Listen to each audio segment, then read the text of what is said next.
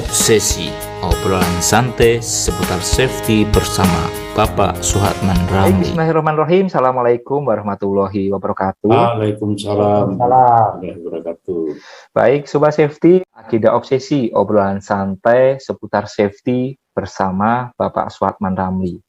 Kita tahu beliau ini adalah Chairman WSO Indonesia, di mana kita akan berbincang-bincang terkait dengan WSO dan juga salah satu event yang diselenggarakan pada tanggal 5 Juli kemarin, yaitu festival terkait dengan aspek keselamatan. Di sana sangat banyak event ya dari lomba-lomba sebelumnya seperti Call for Paper, lomba poster, firefighting, dan ada event-event menarik ternyata kemarin.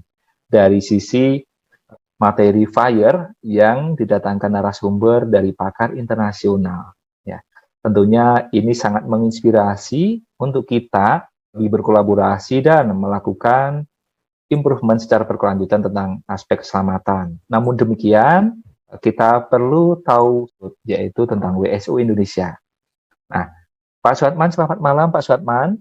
Selamat malam Mas Ian. Apa kabarnya? Baik. Alhamdulillah Pak Suhatman. Ya. Baik Pak. Semoga sehat-sehat selalu ya Pak ya di sana bersama tim. Nah, Sobat Safety ini Pak Suhatman bersama tim ya, Pak Hasanuddin ya, selaku redaksi ya 100 tokoh K3 Indonesia yang dituangkan dalam bentuk buku yang sangat eksklusif. Selamat malam Pak Hasan. Selamat malam Pak Isian. Terima kasih ya. Sobat Safety ini luar biasa sekali dari Pak Hasan sama Pak Suhatman Ramli. Baik, kali ini kita akan berbincang-bincang. Tentunya yang pertama kita perlu profiling. Apa itu WSO Indonesia? Kepada Pak Suhatman mohon disampaikan secara gambaran narasi singkat, apa itu organisasi WSO Indonesia supaya lebih membumi dan partisipan secara keanggotaan ataupun partisipasi saat menyelenggarkan event akan menjadi lebih luas. Silakan Pak Suhatman. Baik, terima kasih Mas Ian. Sampai jumpa dalam kesempatan yang berbahagia ini. Oke, baik, saya sedikit menceritakan WSO ya, atau WSO ini. WSO ini adalah organisasi K3 sedunia yang lahir pada tahun 75 di Filipina. Waktu itu ada Kongres K3 sedunia. Jadi usianya sudah cukup panjang ya, sudah lama sekali gitu.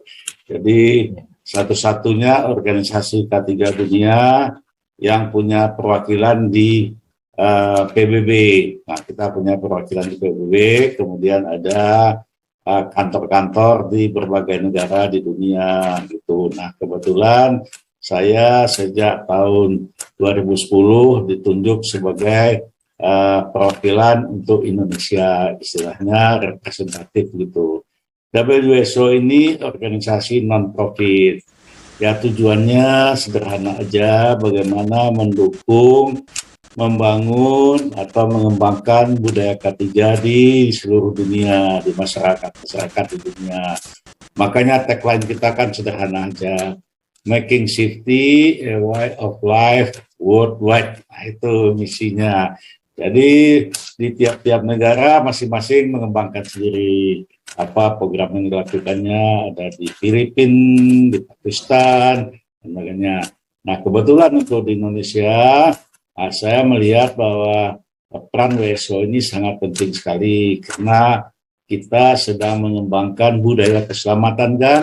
Sejak tahun 2015 sudah mengatakan Indonesia berbudaya K3, Indonesia berbudaya K3 kan begitu.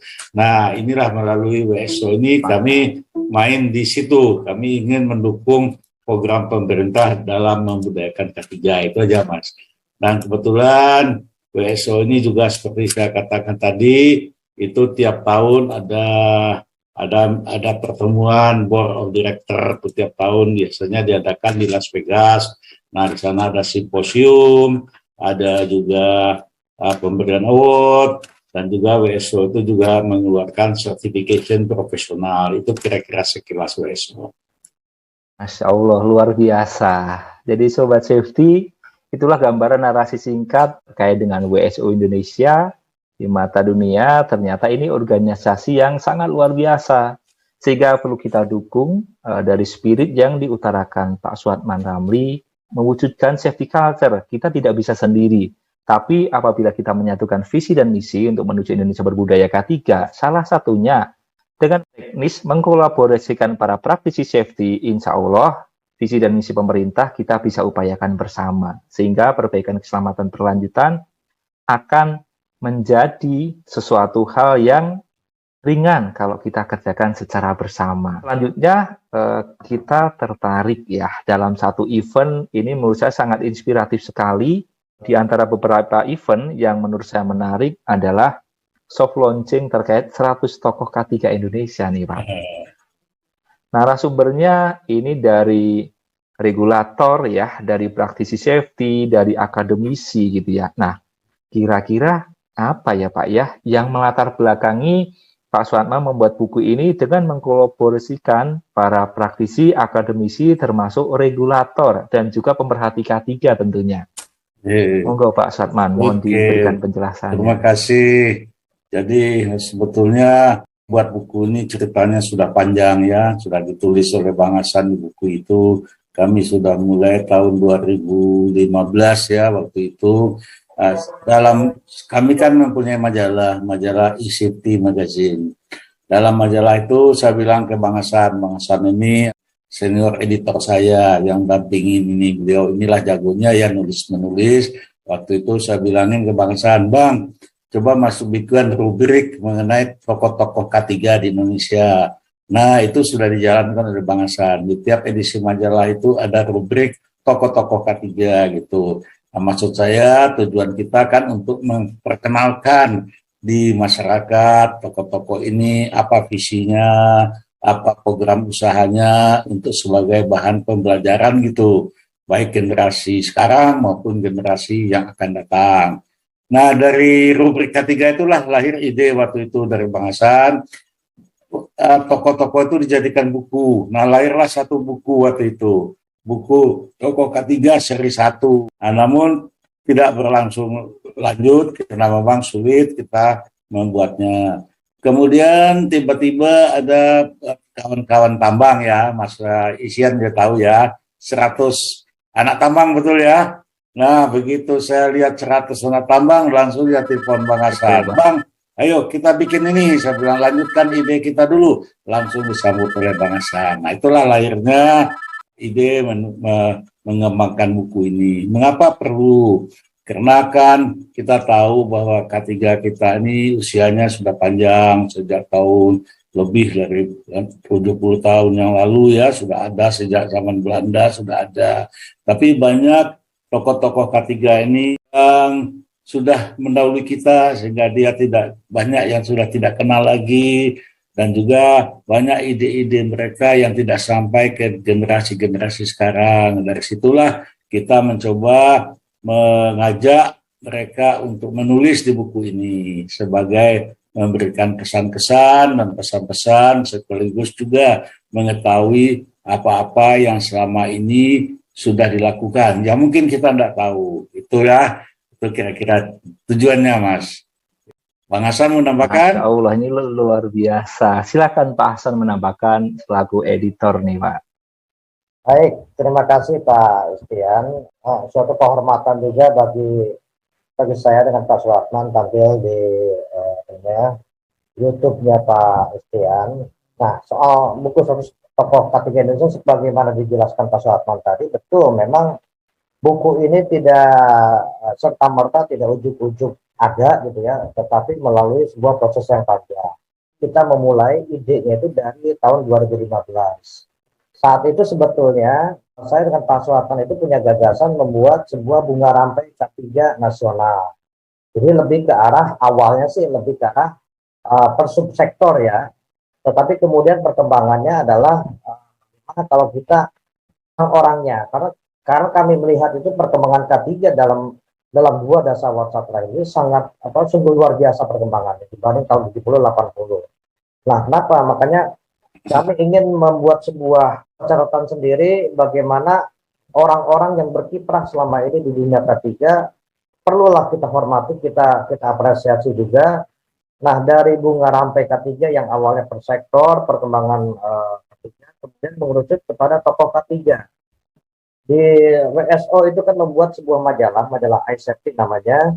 Nah, di majalah iSafety itu tadi, sebagaimana dijelaskan Pak Suatman, kita membuat rubrik tokoh. Nah, memang metodenya sempat dari rubrik dari beberapa yang tokoh yang kami wawancara itu, kemudian terbesitlah ide untuk membuat sebuah buku. Problemnya waktu itu memang satu tokoh, apakah satu buku atau bagaimana, itu yang jadi problem secara teknis ya. Tetapi bagaimanapun ide itu waktu itu sudah direalisir. Jadilah sebuah buku sempat terbit edisi seri pertama waktu di tahun 2018 ya. Nah, setelah itu mandek. Nah, setelah mandek itu kemudian tahun lalu seri pertama waktu di tahun 2018 ya. Nah, setelah itu mandek. Nah, setelah mandek itu kemudian tahun lalu 2021 teman-teman pertambangan menerbitkan 100 anak tambang Indonesia. Kebetulan juga editor juga kami kenal semua, kita ngobrol, oh ya ternyata kenapa enggak metode kerjanya atau metode ininya kenapa enggak kita buatnya seperti 100 anak tambang Indonesia gitu. Jadi narasumber itulah yang mengirimkan tulisan. Ide awalnya seperti itu Pak Istian. Nah, sejak September mulailah dibentuk tim inti dulu, karena untuk menentukan 100 tokoh, 100 nama itu kan nggak mudah ya Pak Istian ya. Betul, Di betul. Indonesia saat ini ada ribuan bahkan belasan ribu orang-orang yang berkecimpung di dunia K3, baik dari senior maupun sampai yang milenial sekarang.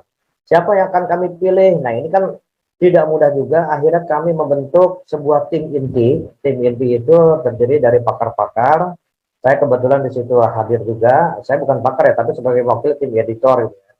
Ada Pak Suhatman Ramli, kemudian Pak Rudianto, ada Pak Lazwardin Nurdin, Pak Saud Siaan, dan Ibu Robiana Mojo. Nah, disitulah digodok nama-nama, diseleksi. Nah, kemudian pengelompokan itu sebetulnya belakangan. Pengelompokan itu kita urut lagi, oh ternyata ini birokrat, ini ternyata praktisi. Praktisinya juga kita pilih lagi. Ada pertambangan, ada konstruksi, ada migas, ada hijin, dan ada umum. Kemudian kami lihat lagi di K3 itu bukan hanya mereka birokrat atau praktisi, K3 ini maju karena ada juga teman-teman yang penggiat, baik dari sisi pengusaha maupun sisi asosiasi profesi. Nah, itulah akhirnya kemudian terbentuk susunan seperti itu. Memang kami juga sadar bahwa ini tidak mencerminkan keseluruhannya. Pro kontra itu pasti ada ya soal nama-nama tokoh yang ada di buku ini. Makanya kami juga menyebutnya ini adalah buku 100 tokoh K3 jilid pertama. Tidak menutup kemungkinan kedepannya akan ada jilid kedua, ketiga, dan keempat. Kita akomodir semua. Intinya bahwa buku ini adalah sebuah sumbangsi kami untuk menghargai mereka yang selama ini telah berjuang di dunia K3. Dunia K3 itu dunia ibadah gitu ya, menyelamatkan orang, mencegah supaya orang tidak kecelakaan. Kira-kira gitu aja sementara Pak Istianto. Ya. Masya Allah, ini luar biasa sekali. Oke, baik. Tadi kita sudah dengarkan ya, ternyata story-nya ini sangat luar biasa, menjadi kisah yang menarik untuk dibahas ya. Tentunya tidak lupa pula gitu ya. Tadi kan step 1, bagaimana narasi-narasi mengumpulkan para narasumber yang terinspirasi dari 100 anak tambang Indonesia gitu ya, yang sebelumnya sudah di-launch dari redaktur ya 100 ATI, itu singkatannya Anak Tambang Indonesia. Ternyata dari satu ide bisa membuat inspirasi ide yang lainnya. Tapi kalau kita kombinasikan akan menjadi energi yang luar biasa untuk kita berkreasi, membangun budaya safety untuk negeri ini. Selanjutnya, tentunya ini ada secara advance-nya ada dinamika nih Pak. Bagaimana mensinkronkan antara pengalaman dari regulator, dari praktisi safety, dari akademisi, menuangkan ke dalam tulisan. Nah, ini monggo Pak Suhatman ini yang paling berat ini ya. Jadi untuk itu yang kami bahas pertama-tama pada saat awal penulisan buku ini. Jadi saya merancang buku ini, saya sangat menjaga integritas. Itu kata kunci nomor 1. Integritas pertama adalah saya tidak mau bermain sendiri, maka saya menunjuk seorang editor yang saya anggap adalah netral dan sangat profesional. Itu Bang Saad. Jadi saya tidak ikut campur kalau masalah teknis. Begitu. Itu inti utamanya. Yang kedua, dalam pemilihan itu juga saya minta bantuan para penasehat-penasehat yang tadi, sehingga tidak bermain sendiri. Yang ketiga juga, kami juga menjaga integritas karena kami tidak mau menerbitkan sendiri buku ini. Nah, jadi buku ini kami minta bantuan ke lembaga lain yang menerbitkan, yaitu yang menerbitkan buku tambang tadi. Nah, itu untuk bagian juga menjaga integritas ini, supaya buku ini betul-betul terjagalah. Ya, jadi jangan dianggap ini Pak Suharman mau cari benda, saya tidak mau demikian. Itu kata kuncinya. Jadi sangat saya jaga integritasnya, situ ya. Jadi, nah makanya juga di dalam memilih tokoh-tokoh itu, saya tidak mau terlibat langsung. Nah, yang terlibat itu adalah timnya Bang Hasan ini. Bang Hasan ini didukung oleh tim yang kontak dengan para sumber, yang mengadakan ini. Cuman saya dengar aja laporan dari mereka. Betapa sulitnya mengumpulkan narasumber itu. Ada narasumber yang tidak mau, yang tidak minat. Ada, sudah kita hubungin, sudah kasih. Dalam daftar itu panjang Mas tadinya. Panjang, satu-satu hilang. Ada yang tidak bersedia, tidak mau nulis. Tuh. Ada juga yang tidak bisa menulis. Nah, yang tidak bisa menulis itu, turunlah Bang Hasan, dilakukanlah wawancara, dituliskan. Ada juga yang sudah dituliskan juga marah, tidak mau, akhirnya batal. Ada juga yang demikian. Ada juga yang nanyakan, Pak, kalau saya masuk di dalam, ada honor gak? Waduh, bingung lagi kami. Ya sudah, kalau ada yang berpikiran seperti itu secara profesional ya, akhirnya kami mundur. Ya tidak usah, karena kami tidak bisa menjanjikan yang sepikiran itu, begitu. Ya, itulah Mas, luka-dukanya banyak sekali. Nah, dalam menulis buku ini, pertama itu kami tidak menulis bahwa ini adalah ranking, ini yang terbaik, tidak ada begitu. Ini bukan semacam penelitian melalui survei, siapa yang paling nomor satu, bukan demikian. Ini kita mengajak siapa-siapa aja yang bersedia bergabung, itulah kira-kiranya. Cuman di dalam menyusunnya itu yang kami timbul kesulitan, takutnya nanti timbul pandangan seperti itu, kok itu nomor satu, ini nomor dua. Nah, kita takut seperti itu kan, jadinya timbul masalah. Jadi untuk pada saat penyusunan itulah, pertama ada ide berdasarkan abjad. Nah, semua nama itu abjad A paling atas dan sebagainya, ada juga begitu. Nah, tapi kemudian berubah lagi. Dan kemudian yang terakhir ini, kita mengacu membagi berdasarkan kelompok. Ada kelompok birokrat, ada kelompok praktisi, ada kelompok akademisi, dan ada kelompok milenial. Pasian masuk mana? Kan milenial kan? Nah, kita masukkan di situ. Jadi kami ingin buku ini menjadi buku lintas generasi begitu. Jadi lintas generasi sehingga K3 itu milik kita bersama, sehingga ada estafet itu. Nah, jadi luar biasa, selama proses penulisan buku ini dua kita kehilangan tokoh. Nah, yang satu pada saat sedang tulisan sudah selesai, sudah masuk, beliau berpulang. Siapa tuh Bang San?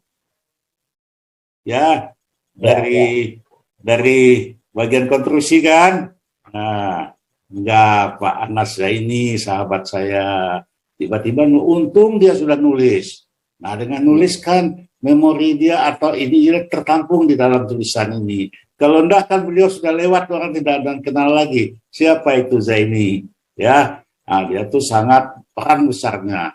Nah, saat-saat terakhir pada saat selesai ini, pada saat launching, 2 hari sebelum launching, tiba-tiba datang kabar duka. Pak Sumakmur. Nah, alhamdulillah kami sudah wawancara dia, Bang Hasan sudah mewawancara, sudah ada videonya. Coba kalau nggak ada buku ini, kan beliau sudah lewat seperti angin lalu kan, teman-teman tidak ada yang mengenal lagi. Nah, itulah salah satu contoh hikmah dengan adanya buku ini. Itu kali Mas. Baik, Qadarullah ini sangat luar biasa ya, dari sisi energi, bercurah ide, sampai pemilihan ternyata narasinya tidak simpel, tetapi saya memahami yang disampaikan Pak Suhartman Ramli adalah bagaimana menarasikan aspek para praktisi, para akademisi, dan juga para birokrat ini menuangkan dengan sepenuh hati nih. Nah, bagaimana menyampaikan upaya dari para birokrat, para praktisi, para penggiat K3 ini untuk menyambung dari lintas generasi, Masya Allah, ini sangat luar biasa sekali. Berikutnya adalah yang menarik, selanjutnya kita perlu diskusi nih sama Pak Hasan. Bagaimana nih Pak Hasan menarasikan dari draft-draft yang sudah dikirimkan para penulis ini yang sumbangsih dalam membuat naskah sehingga terkumpul 100 tokoh K3 dalam bentuk buku ini. Monggo Pak Hasan. Baik, Diberikan terima kasih penjelasan singkat. Pak Istiano. Mungkin saya akan menambahkan dulu tadi keterangan Pak Suhartman. Tadi menyangkut pertanyaan di awal Pak Istiano. Kenapa pengalaman? Kenapa namanya 100 tokoh K3? Nah, buku ini memang tidak apa namanya, per tokoh itu memang ada juga yang mengirim artikel ilmiah, ada juga. Nah, memang kami menekankan kenapa harus tokoh, kenapa harus pengalaman? Karena kami ingin ada generasi yang akan datang atau generasi sekarang itu bisa lesson learn atau bisa belajar atau bisa memetik hikmah, jadi menginspirasi juga siapapun yang membacanya bahwa si A pernah melakukan ini loh hasil karyanya dan segala macam. Bukan untuk saling mempertontonkan, bukan untuk saling menonjolkan masing-masing, tetapi untuk saling melengkapi atau saling belajar. Jadi ada sesuatu di situ. Dan buku ini memang bukan juga bunga rampai gitu ya, tetapi ini adalah semi profil. Jadi memang di situ lebih menyebutkan ke pengalaman-pengalaman. Pertama itu. Yang kedua, bagaimana narasinya? Nah, ini tadi seperti yang dijelaskan Pak Suhartman juga, kalau kami melihat dari buku 100 Anak Tambang Indonesia atau ATI, itu hampir 100% naskah itu dari penulis. Nah, itu juga metode itu sempat kami adopt juga, tetapi kita tahu bahwa kalau pertambangan itu kan cuma salah satu sektor, sementara K3 ini sangat luas. Kriteria sudah kita tentukan, bagaimana pedoman penulisan sudah kita tetapkan, tapi ya seperti yang dibilang Pak Suhartman tadi ya, mengatur sebegitu banyak narasumber itu kan nggak mudah, gitu ya. Yeah. Ada yang minta honor juga seperti yang Pak Suhartman jelaskan, nggak ada juga yang minta honor. Ada yang mengirim artikel murni, ada juga yang sudah kita wawancara tiba-tiba di hari-hari terakhir minta di drop, mundur. Adalah itu memang untuk kami di tim ini tidak mudah juga. Kami butuh waktu dari September 2021 sampai terakhir itu naskah di bulan Juni kemarin. Artinya pengumpulan naskah itu dari September ya sekitar 8 bulanan lah. Itu baru pengumpulan naskah. Belum lagi nanti editing dan segala macam. Nah, memang di awal dari 100 itu, saya sebagai koordinator tim editor sudah menetapkan ada beberapa tokoh yang udah sepuh dan ada yang sibuk, kita wawancara metodenya. Kami semula sih sudah menetapkan kuotanya di bawah 10%. Itu secara teknis untuk memudahkan kita. Tetapi faktanya yang kita wawancara itu justru 34%. Ini tentunya juga cukup jadi kendala juga. Nah, kendala lainnya ketika sudah kami wawancara, kan kami ada tim juga yang transkrip gitu ya. Ada salah penerjemahan di transkrip oleh tim. Itu juga menyebabkan berubah lagi. Jadi pola kerjanya seperti itu. Jadi kalau misalnya narasumber itu menulis, mungkin kami tinggal menghubungi ini loh yang kurang, ini loh yang kami edit, kami angkat misalnya hal-hal yang menarik. Tapi ada juga sumbangan dari narasumber yang menulis yang menurut kami tidak sesuai dengan pedoman yang kami tetapkan. Nah, itu biasanya kami kembalikan atau kami kasih dua opsi, menulis kembali atau kami wawancara. Biasanya narasumber itu memilih untuk diwawancara, mungkin karena kesibukan masing-masing. Lalu yang ketiga, setelah kita wawancara, kita transkrip, kita edit, baru masuk ke kelengkapan tulisan. Ada juga yang CV-nya kita tunggu-tunggu, baru di ujung ngasih. Ketika kita sudah edit segala macam, udah finishing, CV baru muncul. Ternyata berbeda, berubah lagi. Jadi begitulah suka dukanya selama hampir 1 tahun ini, bisa dibilang hampir 1 tahun.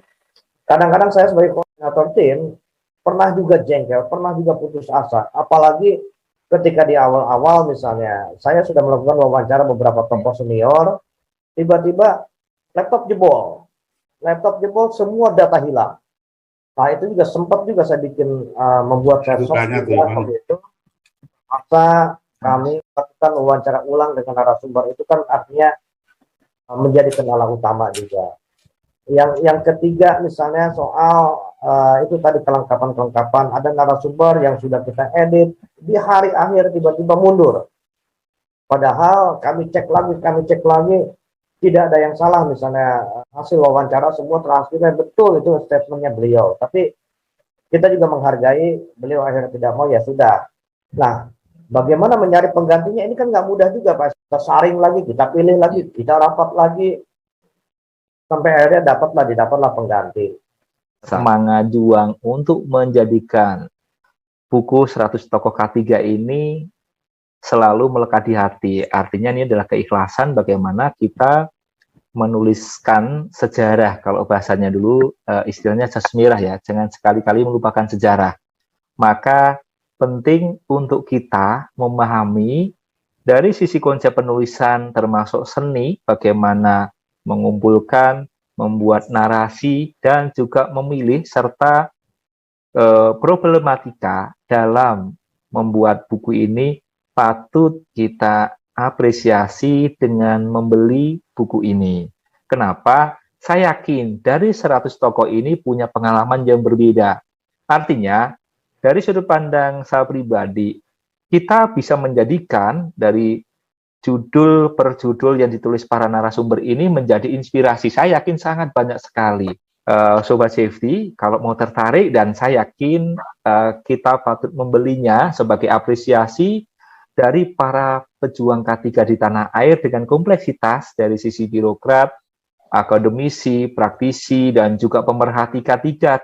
Nah, Sobat Safety nanti bisa membelinya buku ini dalam slideshow berikut. Nah, silakan nanti menghubungi nomor ataupun juga link supaya nantinya bisa memiliki, dan kita berharap juga bisa membeli untuk teamwork atau dibagikan pada tim kerjanya supaya apa? Bisa membangun budaya K3 dalam level yang tertinggi seperti yang sudah dilaksanakan secara umum. Kita tahu di negara Eropa, Amerika sangat lebih maju. Nah, kita pun para praktisi yang tertuang dalam 100 tokoh ini berinisiatif ke arah sana, sehingga dengan mengkolaborasikan hal ini bisa membuat kita lebih tergerak lagi, kreatif dan inovatif. Mungkin itu dari saya. Nah, selanjutnya adalah pertanyaan untuk Pak Suhatman.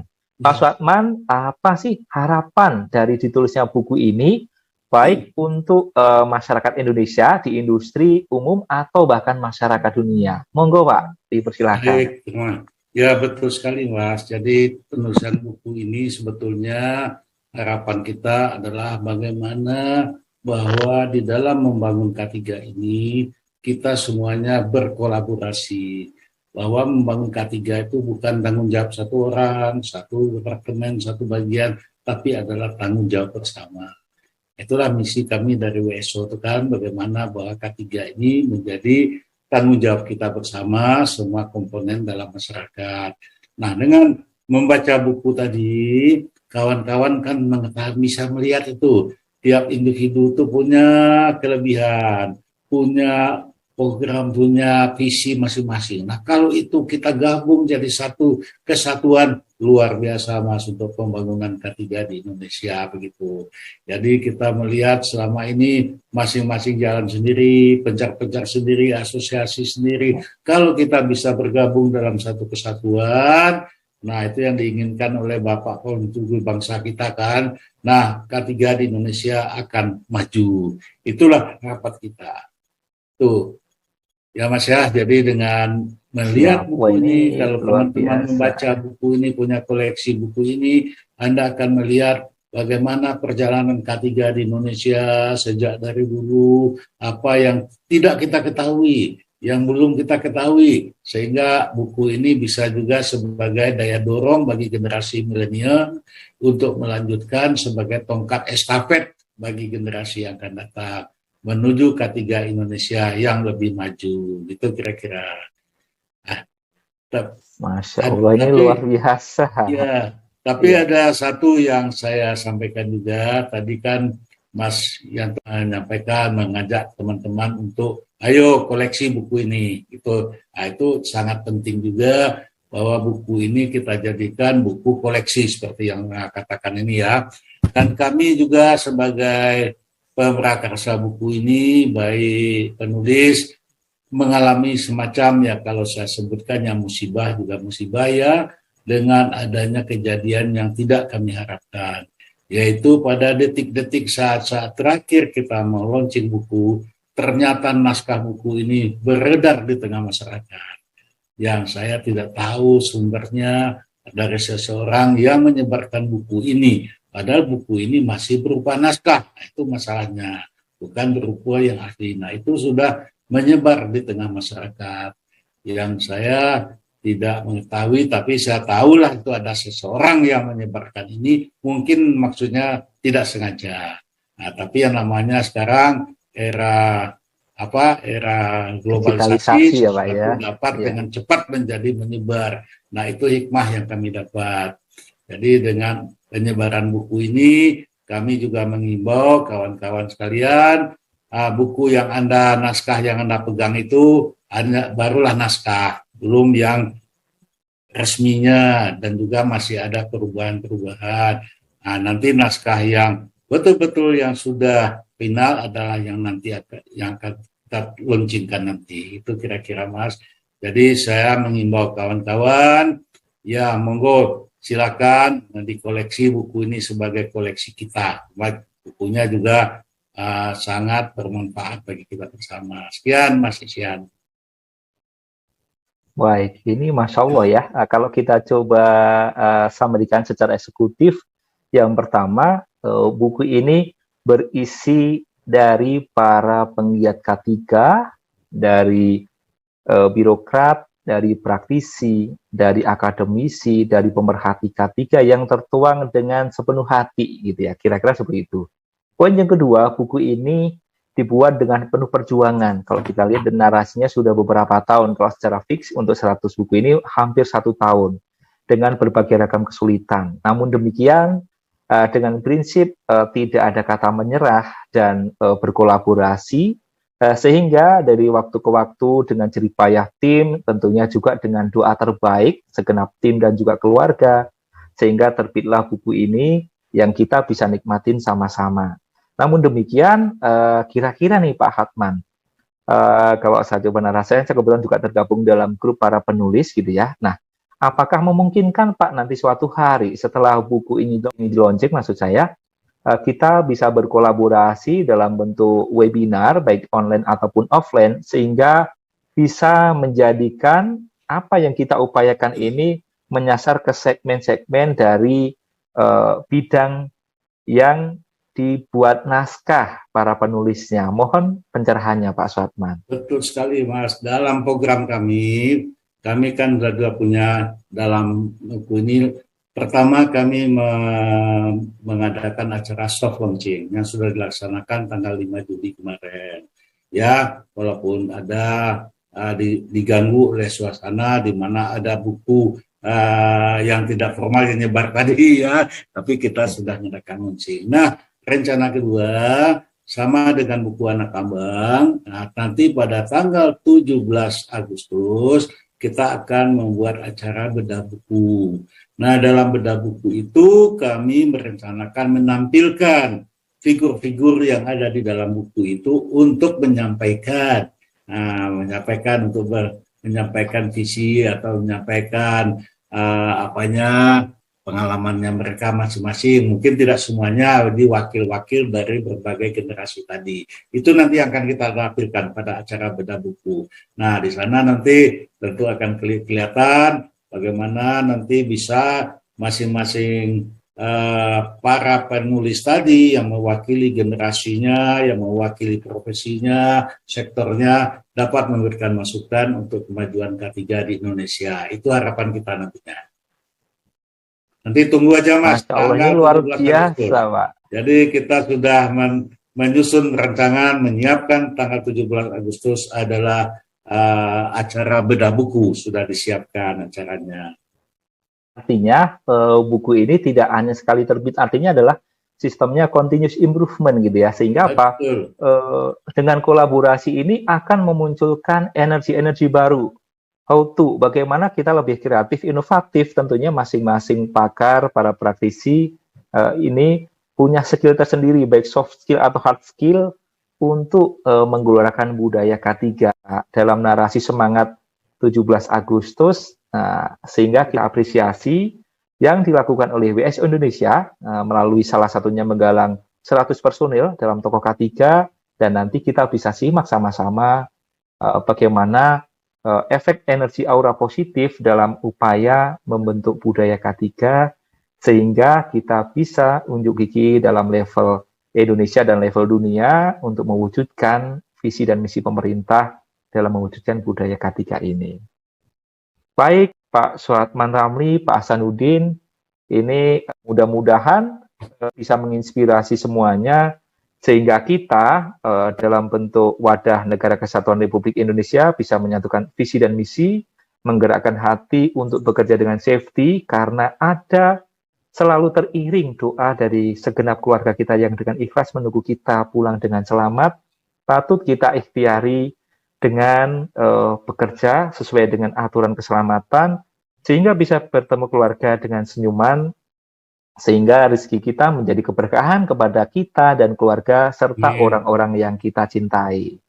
Baik, mungkin itu saja. Terima kasih Pak Suhatman, terima kasih Pak Hasanuddin. Sesi ini sangat inspiratif sekali. Mudah-mudahan kita bisa sambung lagi dalam obsesi di lain kesempatan, dan dengan tema variasi yang menarik sesuai dengan ruang lingkup visi dan misi WSO Indonesia. Demikian Sobat Safety, untuk obsesi kita akhiri. Mudah-mudahan bisa menambah energi kita untuk berkreasi terkait dengan aspek safety di negeri ini. Assalamualaikum warahmatullahi wabarakatuh. Waalaikumsalam warahmatullahi wabarakatuh.